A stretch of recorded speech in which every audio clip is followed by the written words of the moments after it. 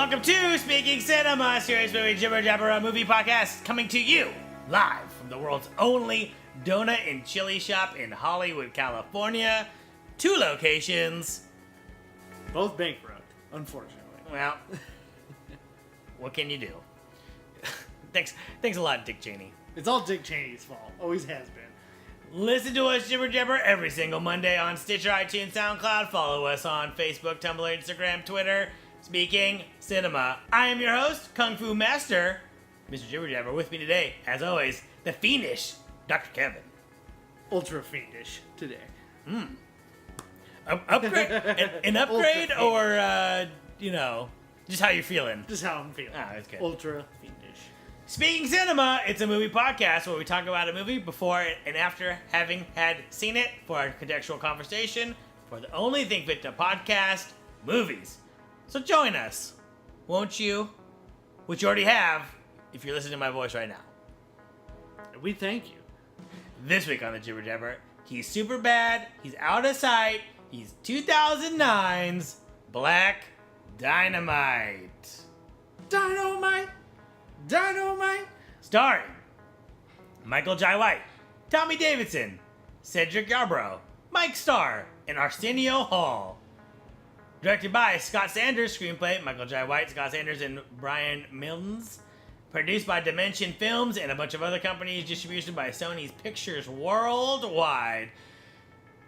Looking forward to seeing that Dimensions logo. Straight from my childhood. Scream. Yeah.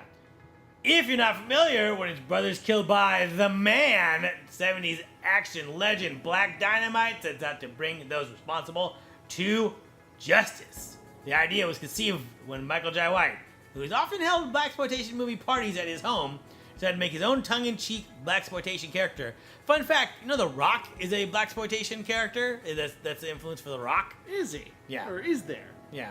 That's Really? what it is. He's doing a blaxploitation thing. Ah, that's cool. Isn't that interesting? Good for him.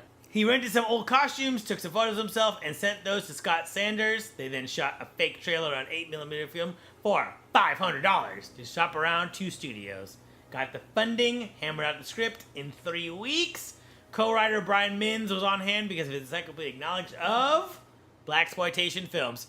A couple people in this world got encyclopedic knowledge of that. The only 2 I know of are now Brian Milnes, add to Quentin Tarantino. Yep.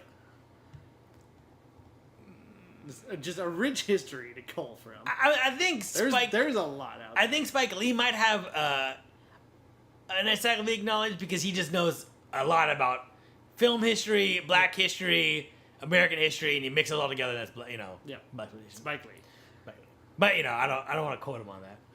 The film was shot on Super 16 Kodak to give it an authentic grain and texture, just like classic 70s blaxploitation films. Shot in 20 days in LA, the crew had to work fast and loose due to the low budget. Just like the spirit of blaxploitation movies. Mm-hmm. It'd only be better if they made it in the Philippines, Well, yeah. which was the tax loophole that they would all do. This film received mostly positive reviews, and had a modest art house theatrical run. Had its own Adult Swim series, which is a viciously strange show. Kev, is that show still on, and do you watch it? I believe it's still on. I've only seen a couple episodes. It is very odd. I mean, Adult Swim obviously makes their bones being this very strange thing, but of a group of strange shows, that is a very strange show. There's like puppets in it, like this world of puppets. It's very odd. Is it live action? No, it's a cartoon. As of this recording, Black Dynamite available on DVD, Blu-ray, digital HD purchase, not streaming, but it goes to Netflix from time to time. Check out Amazon, check out Netflix, check out, Not streaming contracts. They come and they go. I have heard of this movie but never seen it. This is one of those movies like back in the day before, because it's like 2009. Yeah. This is like one of those movies I saw the trailer for, and then it was like it fell off the radar. Yeah, that trailer was kind of a big viral hit back in the day. So did you see this movie in the theater? I did see this movie in the theater. Where did you see it? During its modest art house theatrical run at the Magic Lantern in Spokane. Funny fact, funny story. It's two screen theater. One screen was showing Black Dynamite. The other screen was showing Boondock Saints 2 All Saints Day. And I went there. It was on a weekend. And the lobby was full of what you could tell from a mile away were Boondock Saints fans. You know, This is an interesting phenomenon, but go ahead. We'll come back to it. I mean, how would you describe what a Boondock Saints fan would wear? Well, when we discovered the Boondock Saints in high school, that was just a cult movie. So it was just a movie you would show to people, and everyone loved it. Yeah. And it's it's a pro-violence, it's just a bizarre movie, and it really, I mean, because I feel like since it came out, there's kind of been a backlash against Big it. Like, time. it's a dumb movie for idiots. But when I saw it, I was blown away by it, which maybe I'm a dumb movie for idiots, who knows? Yeah. And it was kind of one of those movies that, like, went around college campuses, like, it was kind of like when I was in college in 2004-ish time. People were like, "Have you seen this movie, Boondock Saints? Like, you like movies? Like, do you know?" It was like people. I don't know. I never heard a bad word about it, but then turns out people hate it. Yeah, there's that big backlash. But anyways, just a bunch of like bro-looking dudes with their pop collars and their polo shirts. I've never seen a man with a popped collar in real life. And you have never been in a classless hole like Spokane, Washington. I'm Pop not. collars. I'm not. Just a lobby just full of just these bro-looking dudes, and it's me and two other people in the screen of Black Dynamite. But boy, we had a good time at it. Oh, good. That's for sure. So, are you? I've never seen it, like I said. Yeah. And are you familiar with blaxploitation movies? Yes. Could I name you every single one ever made and all that? No, but I have seen a good. Blackula. I'm gonna do it in alternating order. Yeah. No, go ahead. Yeah, let's just do them one after the other. I'm gonna do it by genre. Yeah, but it's it's an interesting. I feel like it's something people really know about but don't understand why it exists or why certain tropes of it are around. One being like, oh, it's known for like all its mistakes and continuity errors and low budget, that kind of thing. It's like, why are all those in it? It's literally because when they filmed, they might have gotten 2 takes per shot maximum, and if something got fucked up in it, you could literally not afford to film it again, so they had to put it in that movie. Which, and again, because the spirit of our podcast is tangents, when digital cinema became a thing, right, it's interesting because people are like, all of the old guard was like, oh, They always thought it was videotape. well, that was videotape, but they're like, all the poor, you could see the cultural divide. All the poor people were like, you can do as many takes as you want.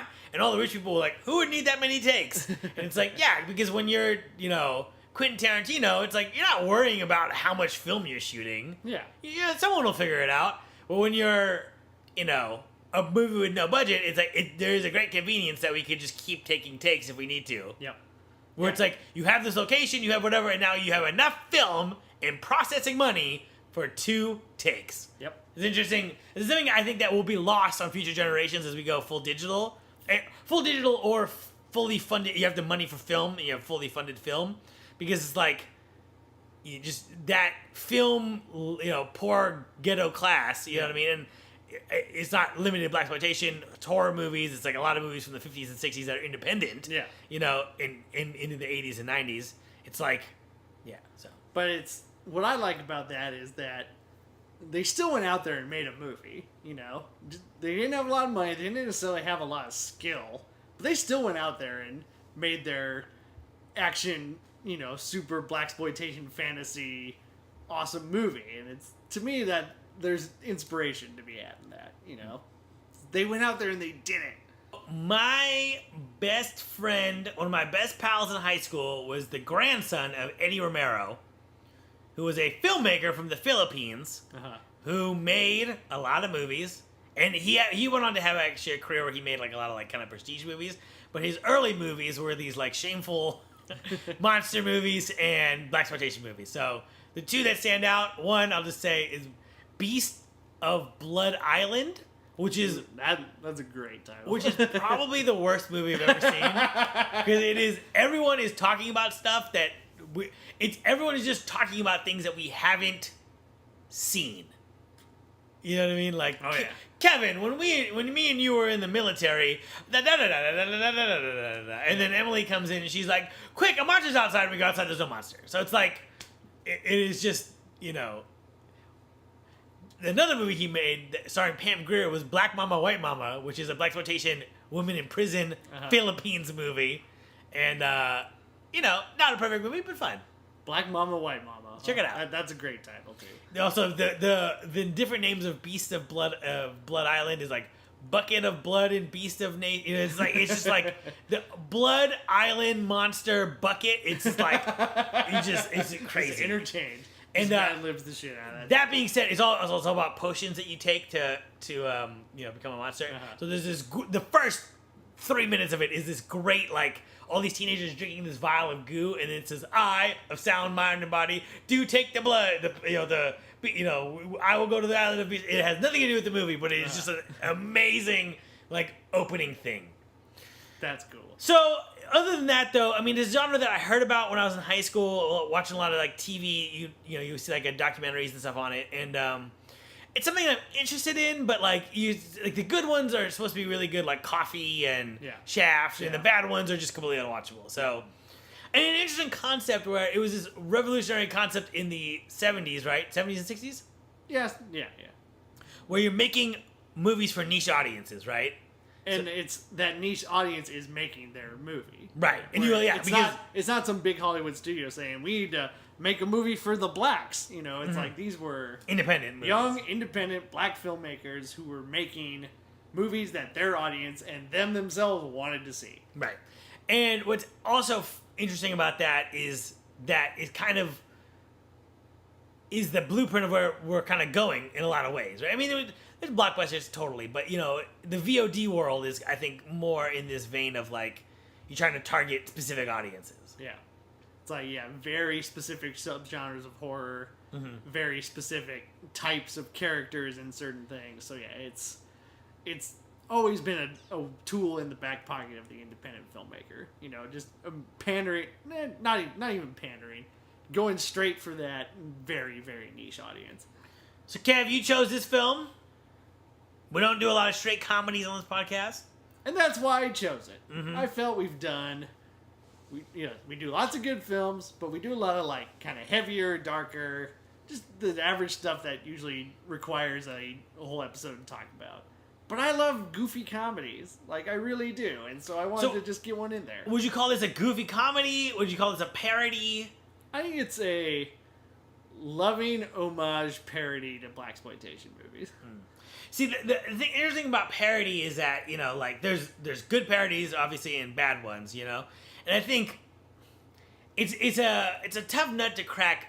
I mean, ultimately, if it's a comedy, it has to be funny, right? Yeah. And it's like, I think with parody, it's very convenient to just be dumb in a, who cares? This is dumb. Like, it's like, it can be dumb, but it has to be dumb in a smart way, if that makes any sense. Exactly. I mean, that's, you know, the best parodies are usually, they either have something somewhat satirical to say about what they're parodying, or they're just doing an expert parody of, like, what makes the genre so silly. So Airplane is a parody of, like, all these airport disaster movies that came out in the 70s. And if you know any of those, you see the tropes in and why they're making fun of it.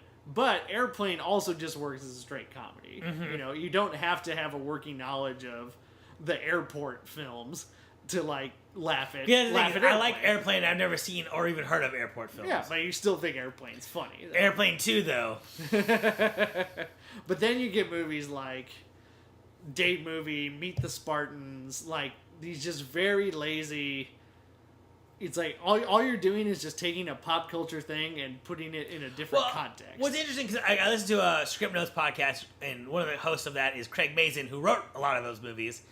And, you know, it's interesting because, you know, from what he says, and he does not have anything nice to say about Harvey Weinstein at all, or his brother, for that matter. Yep. So it's interesting because he's like, because if you watch the first Scary Movie, and I'll admit it's been a long time since I've watched it, it was a funny movie, and it was sticking to the thing it was parodying, right? Which it was parodying slasher movies, specifically the Scream franchise, and the Ring and just stuff that was in the culture at the time. And what those movies eventually turned into was parodying anything that was pop culture, right? So it's like, why is Paris Hilton in Meet the Spartans? Why is, you know what I mean? Like, you know what I'm saying? Like, it becomes a Saturday Night Live skit, and it's like I wonder if there's a thing to be said about sticking to what you're making fun of. You know what I mean? Yeah, I get what you're saying. Yeah, it's when you're living by pop culture, you might die by it too, because you're instantly dating it if the thing you're parodying isn't funny anymore. Right. Or timeless. You know? Yeah. And like, even in Airplane, there's a scene where the old lady is talking jive. Well, that's the mom from Leave It to Beaver. But you don't need to know that for that joke to be funny. Right, but if you do know that, it is funny. If you do know that, there's that extra layer of like, oh, this is the wholesome mom from Leave It to Beaver, and she's throwing out jive with these dudes. And see, that's part of my expectation for this movie, is that we're not super familiar with the blaxploitation genre, so is it gonna work? You know what I mean? For sure. Yeah, it's like, can it still be funny even if you've never seen Truck Turner or Coffee or Sweet Sweetback's Badass Song? It's like, will this still... Which I found to be terrible. I mean, I don't think Superfly is any good, but by God, that soundtrack is something else. The only movie to ever be outgrossed by its soundtrack. Believe it or not. I was going to say something on this note. Fuck. What were we talking about just now? Funny if you don't know the genre.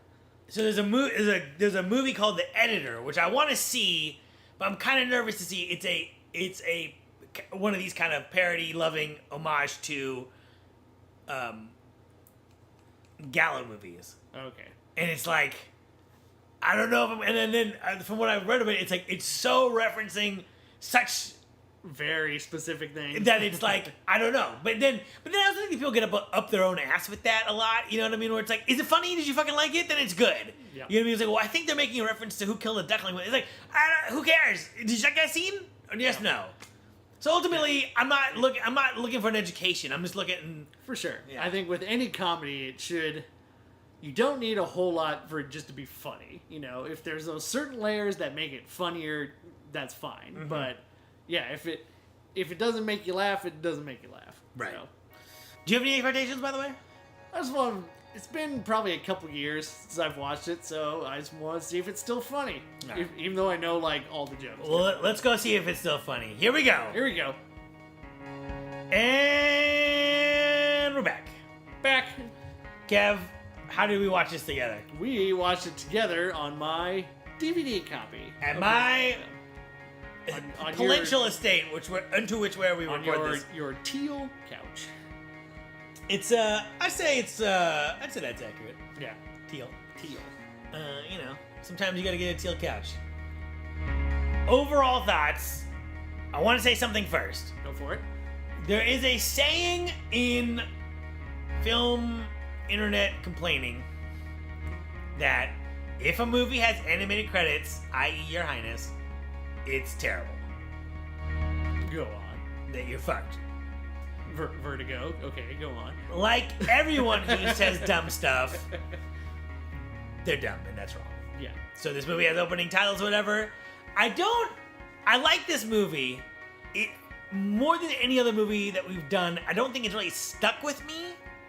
You know what I mean? Sure. I'm not thinking about it. Yeah, I think that's something we'll get into later in this discussion, but I wouldn't, because the ultimate sin of a movie, right? I wouldn't say something like it's disposable. It's not disposable. You know what I mean? But perhaps it doesn't mean as much to me as someone who's more familiar with this genre. For sure. But I do think it's a funny movie and it works. And what you realize is we all, I mean, maybe we're film nerds, so maybe we have more of this, but you do have a cultural knowledge of black culture in the 70s culture, blaxploitation movies, to a little bit of a, you know what I mean? Like, so it's like, you kind of get, like, they're at a barber shop and just, you know, talking shit. It's like, oh, I'm not alien. I get what they're doing here. You know what I mean? But it is what it is. All those barbershop movies I watched are paying off. Just paying off in spades. So yeah, watching it again, I still think this movie is funny. I don't think it's as revelatory funny as it was the first couple times I watched it, and when I showed it to everybody. I feel like the world's just hanging on every joke. It's like. Right. Some still hit really big, and some I'm kind of like, I used to think that was really funny, and now I don't. I'm just like, that's a good gag. Right. It's there's a lot of great gags. There's a lot of stuff that's kind of not falls flat, but it's just like at best is like mentally you're like that's funny, but you're not like smiling or anything. And at worst is like, yeah, okay. You know what I mean? And maybe you're not gonna agree with me, but I think it's too wink wink when it's like donuts and chili. Like that joke is just stupid. You know what I mean? It's like I think we haven't figured out chicken and waffles yet, so it's gonna be donuts and chili. It's like that's just too simple. It's too simple. When I first watched it and didn't really know what Roscoe's chicken and waffles was, like that was a funny reveal when he's like chicken and waffles, that's it. But now it's like his name's Roscoe. It's a weird combo. It's like it's pretty obvious. So. Also, but chicken and waffles is not a weird combo because it's not. It goes back to slave times where they gave slaves chickens and flour. So in the morning, you're gonna make a pancake and eat some chicken. And eventually that turned into a waffle, which is a pancake with some fucking character. With some syrup traps. And fried chicken, which is a better version of chicken. So it's not like everyone acts like chicken and waffle, especially white America. I'm going to call it out like I see it. Yeah, I used to live with a guy who was like, chicken and waffle, like fried chicken, you're so gross. And he'd literally be eating his chicken McNuggets. It's like, I'm eating regular chicken that's deep fried. You're eating chicken sausage that's deep fried. Yep. Which one of us is really chicken the monster? amalgamation that's deep fried. Yeah. And so it's like, blows people's mind. I think there's an element, I'm not going to say everyone, because I would never say that, but like, there's an element of, I'm going to say culturally dismissive people who think that like chicken and waffles is the craziest thing in the world. And it's like, it ain't that weird. Don't knock weird. until you try it. Also, I'm going to say there's a place on Los Feliz Boulevard called Mess Hall that has LA's best chicken and waffle. Take that, Roscoe's. Ha! It's a fresh waffle. Fresh. Not Roscoe's kind of has an Eggo quality to it. Yep. And the chicken is spiced like just... Usually you don't get spicy chicken with chicken and waffles. They give you spicy chicken. Sweet. They don't give a shit. All right. I'm going to have to try it. So, I mean, there's good gags. Like, I think one of the best gags in the whole movie is when he walks into his house and there's a bear. Yep. And he puts his nunchucks on the bear and he puts his gun on the bear. And then he sits down and you can see that people are trying to sneak into his house. And then you cuts to their point of view as they sneak in. And then the bear is sitting there in all of his clothes. And they stick up the bear. And then he flanks them. Yep. That's a funny gag. You know what I mean? There's... Tommy Davidson is in top form in this movie. Tommy Davidson is... he might be the best part of the movie. I mean, when they let him shine... He's really good, and it's like when he's running things, he's running things. He does that a lot. He does that like that octave thing, you know, like a lot, maybe a little bit too much. But especially when like they're this, what might be the best scene in the movie where they're figuring out the mystery. Yep, he really shines in that moment because you can see his comedic timing is so smooth, I'll tell you what's missing. The surface of this motherfucker. Bitch, do you see us? Yeah, that is really funny. And then when it goes into like, because Little Richard plays the piano, switch it around. It's drop like the S. Yeah, it's that's a really fun scene. And I think that's kind of indicative in this movie of it. It wants to be. It doesn't really want to be a blaxploitation movie. It wants to just be a straight parody of it. Because I think some parodies want to have it both ways, make fun of the genre and also be an entry in the genre. But I think this movie has more those kind of more high-minded, knowing gags in it that it kind of just makes it a straight comedy. Well, in some ways, I mean, it's a. Because like that scene would never be in just a regular blaxploitation movie. They have like ridiculous figuring out the conspiracy scenes, but never on a level of like these guys they just have working knowledge of all Greek mythology. Oh, that was so good. That was so good. No, that scene in particular is pretty silly in that way. But I mean, the blaxploitation it's basically a blaxploitation detective story mixed with a kung fu story for a comedic effect, the kung fu thing in the end. And it's like all the detectives know karate anyways, so it kind of works. Because there's also a blaxploitation women in prison movie and blaxploitation horror. To my knowledge, those are the four major subcategories of blaxploitation. Sure. So most of the time it's superpowered black man taking on the system. Yeah. It's like that's the whole thing. Mm-hmm. But the gags are throughout the whole thing, like the flashback, and the kids are picking on him, and all of a sudden they get tossed out the window, and then like, why aren't you smiling? I am smiling. That's good. So, it never fails to make me laugh. The ultimate reveal of Anaconda malt liquor gives you a little dick. It always makes people laugh. Also, a gratuitous shot of they keep going back to a man's small penis. Yep. And unashamed. Should we kill him? Yeah.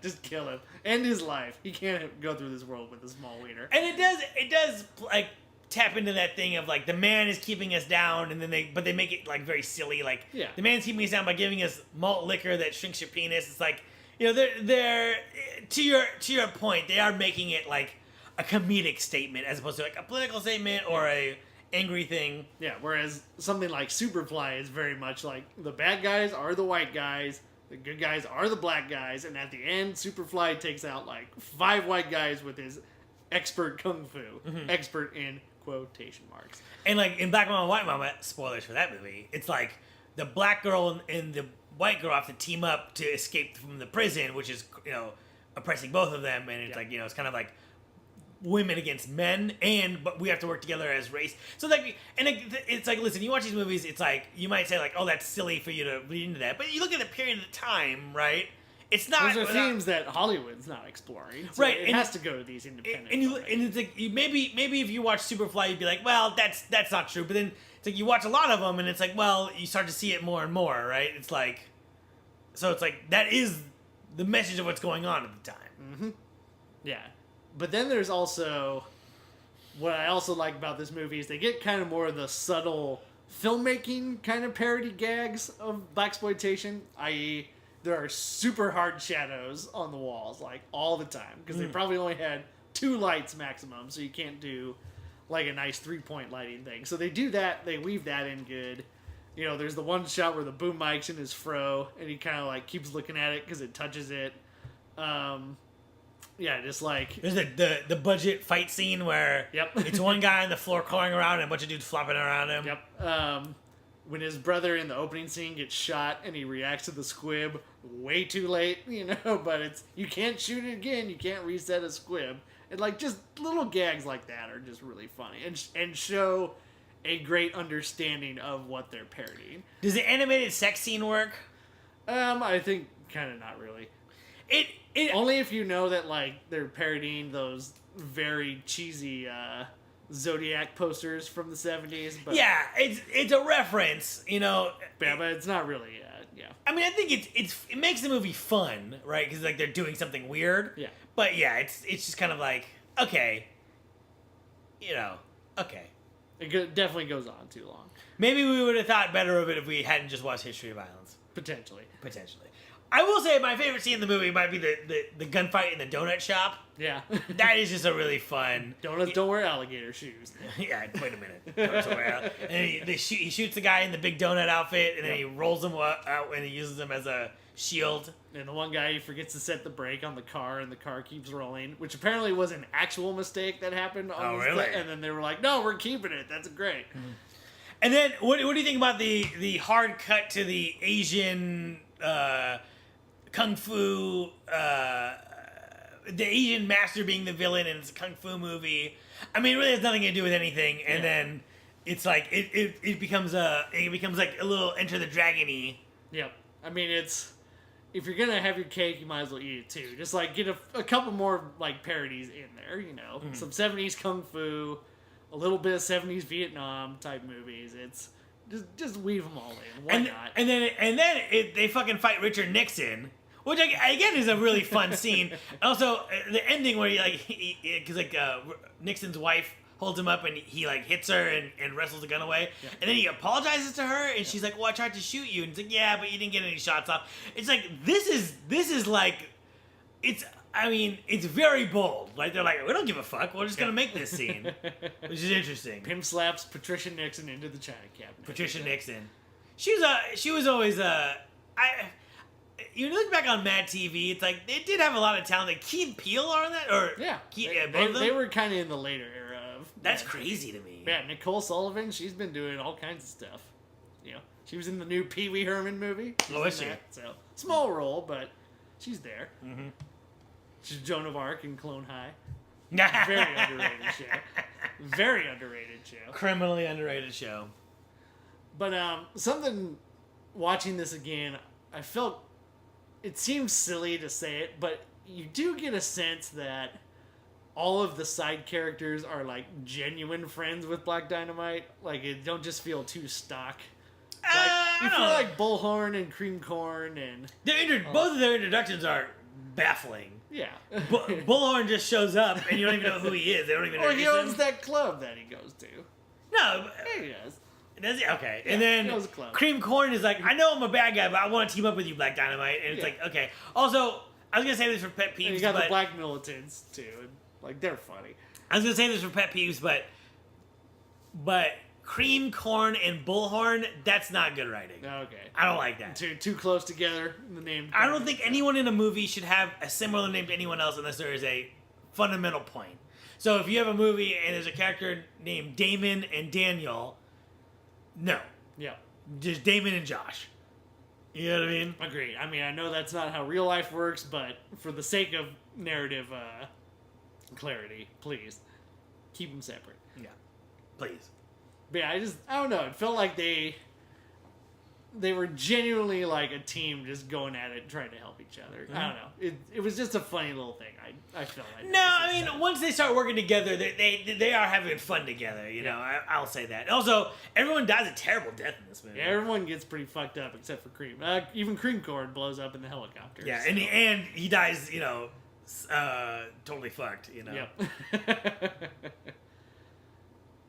But yeah, it's still a funny movie, but I think the big question I wanted to talk about in this is, does a comedy need a story to still be good? This has a story. It actually is a story It's got a pretty thin story, but it's got a story. Well... It's got something connecting all the gags together, but is it... You're talking about, you don't know if this movie will stick with you the way a lot of movies do, and I think it's because it has that narrative of rise and fall and something more emotional to latch onto. And this movie I don't feel really has that. It's just an excuse to do a lot of blaxploitation gags, which is fine. I think something can just be for yucks. I think there's a M. Night Shyamalan of our culture where we confuse a good story with a complicated story, or a complicated story told well. Yeah. And it's like, you look at, it's like, I don't think, I mean, like, the plot of The Warriors, I think, is the best example. It's like, these guys want to get from here to there. Why? Because everybody's out to get them, and that's home. Right. So it's like, you don't need, I think there's a lot more to storytelling. I think, okay, so ultimately what I'm trying to say is, people look at storytelling as what's the plot, but there's more to storytelling than the plot. There's what the characters look like, how they act, and what the world looks like too, just in the name of the visual storytelling. And then how that story is told is also part of visual storytelling, right? So I don't think something needs a, you ever watch like Ong Bak? Oh yeah, Ong Bak. It's great. That movie is great. We both said it was great just now. Mm-hmm. It has it's not a thin story, it's a simple story. They fucking took the guy's elephant and he goes to get it back. Yep. And he knee drops him into oblivion. Yeah. Gets his elephant back. And then that's the fucking movie, right? It doesn't need more than that. And the visual storytelling of that is the story told in every fight. Like, what's that other movie that it's like the crazy the Batman and Hammer Girl? Oh, The Raid. The Raid is another good thing. It's like the storytelling in that movie is told through action. It's not necessarily told through an overly complicated story. In The Raid 1 it is. The Raid 2 has a very complicated story. Oh boy. But The Raid 1, right, is like that we went in, yeah. We really didn't have clearance to go in, so no one's going to come and save us when everything goes wrong, and everything goes wrong, we have to get out.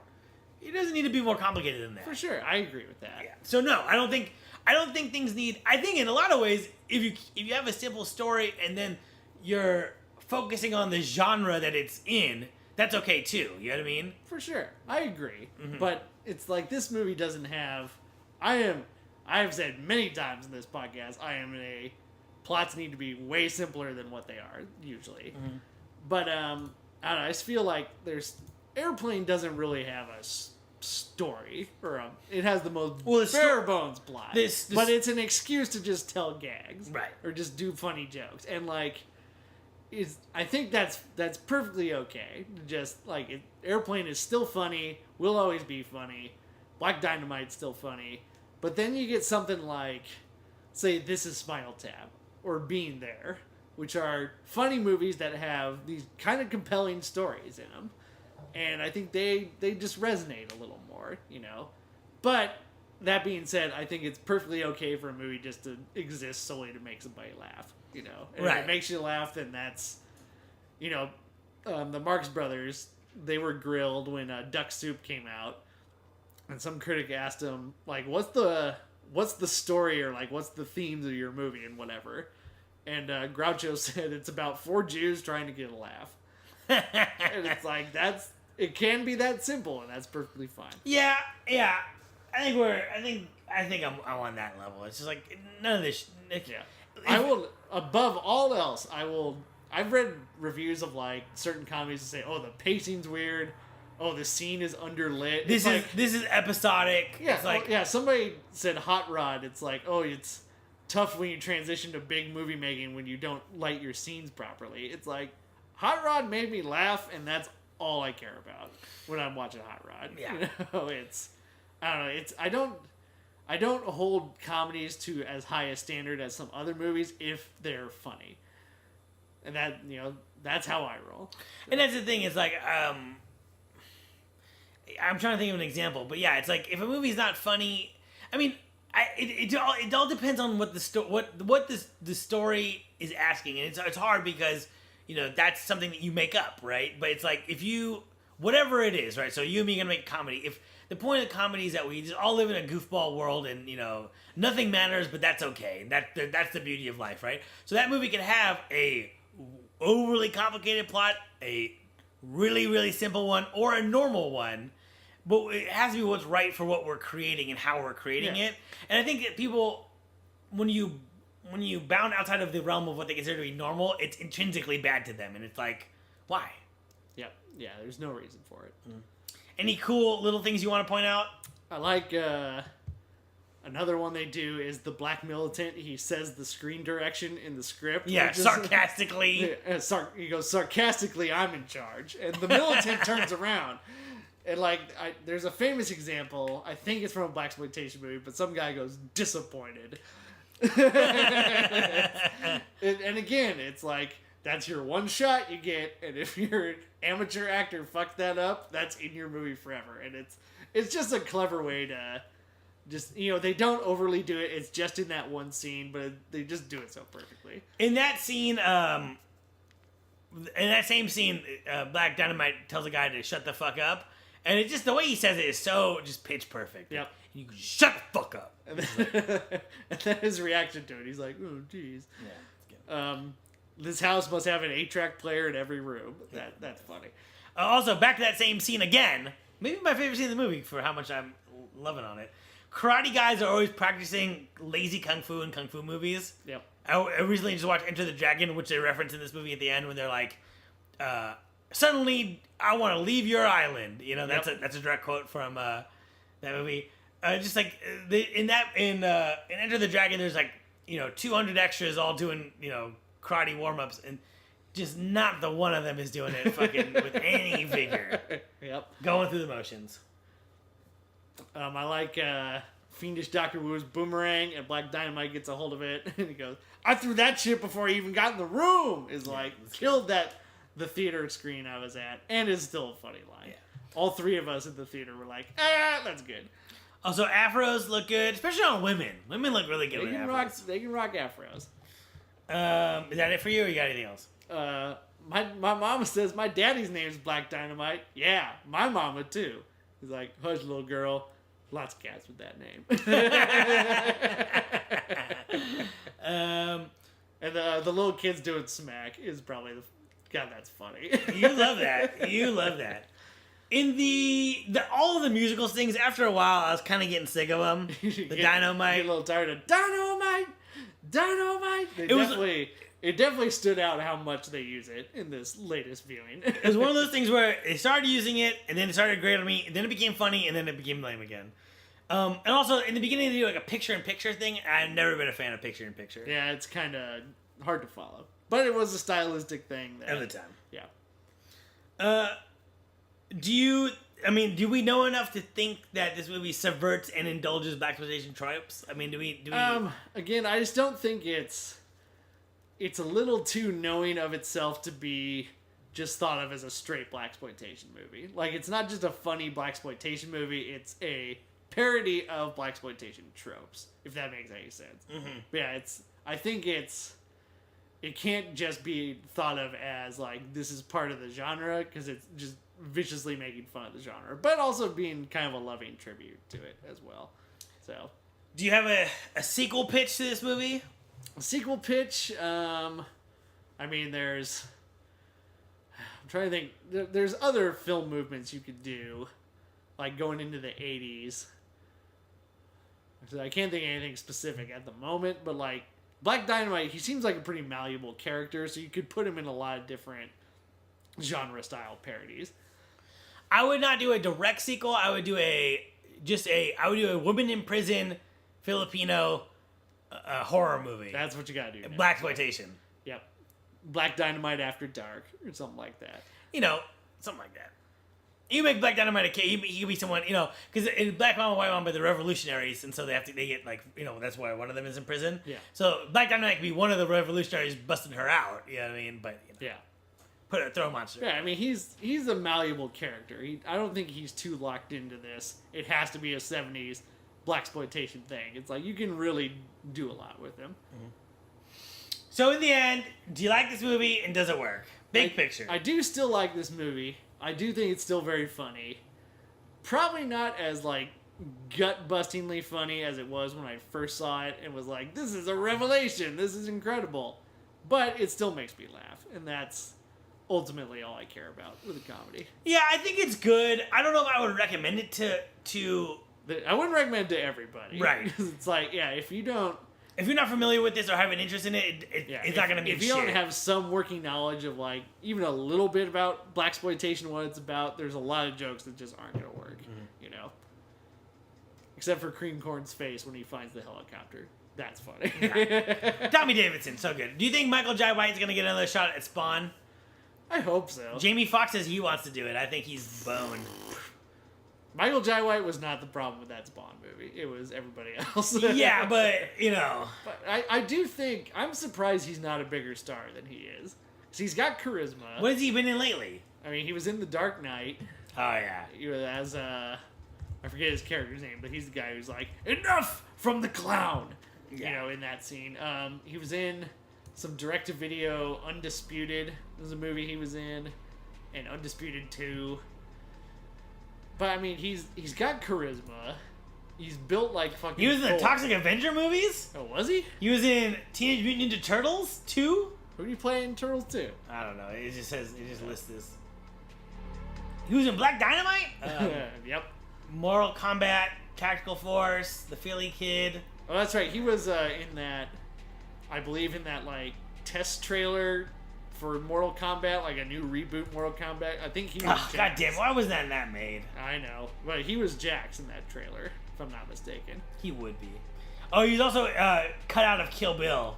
That's right. Yeah, he's in Kill Bill 2 deleted scenes. He's this martial arts master that Bill fucks up. And this scene doesn't really work. I don't know where it would work in that movie. It is a good standalone fight scene, but yeah, I have no idea where you'd put it in the narrative of Kill Bill 2. Still, it's cool. But yeah, come on, Tarantino. Give him a shot in one of your last two movies.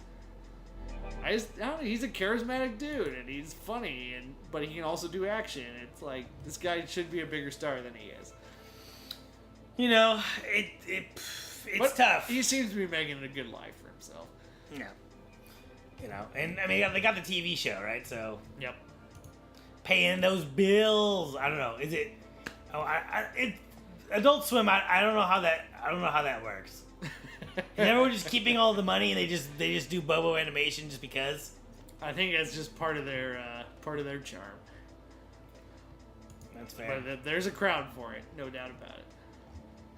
But yeah, I like Michael Jai White. Yeah, he's a good guy. That's it for us. Kev, unless you got anything else. That's it. That's it for us. This episode written by Kev, music by Jeff Russell. I am your host, Mr. Jibber Jabber. Kev is your host. His name is Kevin. You have ears. Absorb the knowledge and make decisions of your own. Until next time, keep going. Let's roll, Jive Turkeys.